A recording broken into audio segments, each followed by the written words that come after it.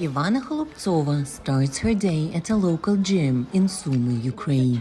A powerlifting professional, she works here as a personal trainer. When she's not at work, she spends a large chunk of her time and money on the city streets, feeding over 50 stray dogs. There you go, Shurik, there you go. Jump in. Look what tasty stuff I brought. It all started when I witnessed a car hit a dog in the street. I had to help because I was right there. I took it to a vet hospital and things kind of went from there. Animals just came into my life and now we have this bond that I think is not going anywhere, ever. Who's your big boy? Who's such a good boy? You're mama's boy, that's right. He loves when he's being petted. Holubtsova feeds the dogs, makes sure they're vaccinated, neutered or spayed, and attends to their injuries. This dog, he was hit by a car and bitten by a tick. We treated him properly. He went through several surgeries. He had a bad fracture.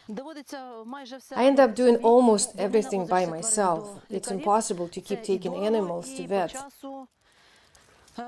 It's both very pricey and I just don't have enough time. So I sort of turned into a vet myself. Mushka, you're a star. And Darik is one as well. And you'll be famous too. You'll be as famous as Madonna.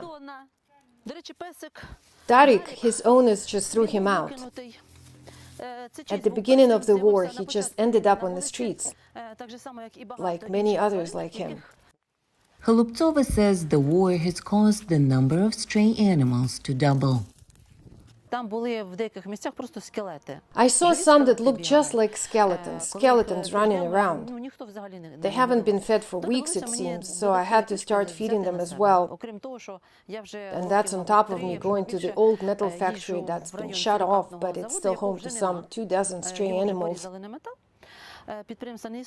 They were left on the street. Someone needs to feed them. I do what I can afford: bones, chicken meat, the cheapest I can find.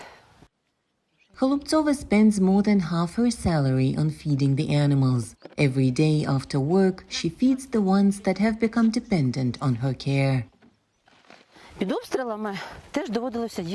I fed them while the city was shelled too. You can't explain to dogs that it's dangerous here.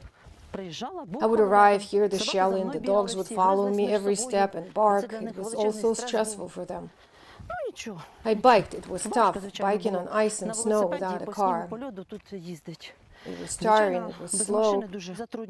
My dream is to get a car, the simplest one there is, to drive it around town and feed the dogs. Despite the challenges, Holubtsova mounts her bike every day and makes her rounds again. For Olena Adamenko in Sumy, Ukraine, NRI's VOA News.